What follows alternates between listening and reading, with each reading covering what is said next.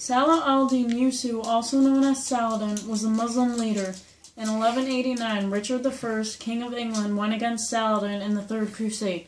The reason for this crusade was that Richard I wanted Jerusalem. Richard won the Battle of Arcer in 1191, but when he became ill, he asked Saladin for fruit and water. Saladin obliged because it was of the Muslim religion, to help people. But Saladin was counting about it because when his men arrived to bring the goods, they stayed to spy on his soldiers. After a while of the vengeance, Richard and Saladin came to a truce in 1192. Hello, Richard I.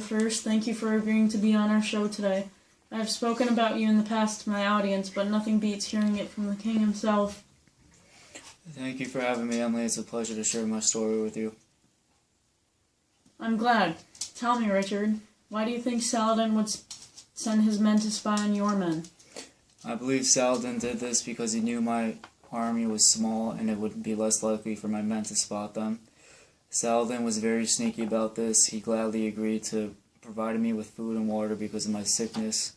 He did this because it's necessary to be giving in his Muslim religion, but he used this as an opportunity to gather information. I see. So why then would you agree to make a truce with this man after he did this to you?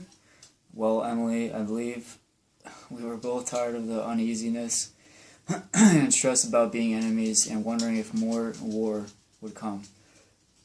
So we came to a middle ground and agreed it would be okay if Saladin owned the land of Jerusalem if all my people were allowed to visit whenever without an issue.